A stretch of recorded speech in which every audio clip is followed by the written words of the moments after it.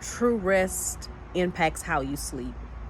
True rest determines how you sleep. When I was done with today's message, that was a point that I made in my sermon today, and God said, I want you to share that with a larger audience, because people need to hear and understand that their choice to rest, even as they are awake, impacts how they sleep. So we have to be careful what we consume before we go to sleep. And that's just not dietary, but I'm talking about what we consume as far as reading and social media and the news, because you go to sleep, you can be tormented. I use sleep for me as a place where if I can get a deep sleep, I enter like a closeness to the spiritual dimension. And so I get messages and downloads, and I wake up with a clear direction. But that only happens though when I go to sleep and I'm rested. There's a rest that's beyond just physical recovery, right? There's a rest beyond physical recovery, but a rest that enhances your soul and your mind. And so, but you can rest without being asleep. But when I go to sleep and I am rested, right? I've found my stillness in my awake time. I often get downloads, meet guides and angels, and get messages from the spiritual dimension, from heaven. But I also want to say that the spiritual dimension encapsulates more than messages from heaven. So if you go to sleep, you're drinking alcohol and you're going to sleep. There's a reason they're called spirits, right? If you're consuming a lot of social media, a lot of ratchet behavior, and then you're going to sleep, those things manifest themselves. If you are watching the news, getting anxious before you go into sleep, you will have anxious dreams. You will be tormented in your dreams, and you will be tormented if you're focused on other folks' issues and things you got going on in your life and not trusting God over them. You will go to sleep and be tormented and waste energy in your dreams trying to figure out answers to things that heaven already has, right?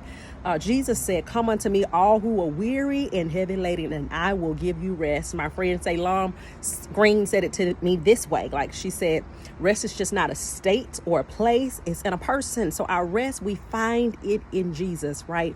And so when you are resting in Jesus, even in your awake moments, when you go to sleep at night, you can get revelation and direction from God on how to proceed. I use my nighttime, my sleep is just another way that I choose to enter into the spiritual dimension and to get understanding and clarity around my purpose and which way to go, and even how different people in my network fit into what I do. Okay, so that was me unscripted, but you all need to understand how important it is not to go to bed polarized, how important it is not to be going to bed and all you've done is watch the news and been on social media and seen all of this stuff that takes your mind in all of these different directions. And some people may say, well, my social media feed is all good things, right? Yeah, you can be exposed to a lot of good things, but what if there's something in particular you need to do at this moment in life? Everything you saw somebody else do, or the way what they're talking about, may not be the message for you right now. And so you have to learn stillness and learn how to tap into God, tap into that other dimension so that you can get the download and hear what you need to hear. That's the message from God today. We have to set some boundaries. Sometimes we think about boundaries, we think about other people, but we have to set boundaries on what we will and will not do when it comes to our spirituality. Because if I'm telling you that how I rest impacts my sleep, it means and that rest, because I'm rested, I can tap in more into the spiritual dimension, and that I not only tap in, when my spirit is rested, I am more likely to decode sometimes the messages we receive them. How many of you know sometimes the message ain't a sentence, go walk down the street. Sometimes there's an imagery of you walking down the street or imagery of what's down the street. You have to be able to decode those things, but your spirit has got to be rested. It's long gone that we're all over the place trying to be everywhere for everybody, creating codependence. And God is not pleased with that behavior from us, that we need to rest and trust that God's got everything under control and that God has an answer to every question that we have. We just have to choose to rest. And so that's what God wanted me to release today. I'm not going to try to go back and edit it however it came out. If I stuttered, whatever, I'm a human being.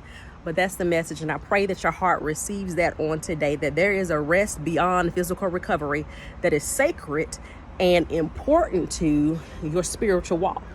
So that's what makes it sacred. It is important to your spiritual walk that you have adequate rest. This has been Pastor Eva. Have a good one. Bye bye.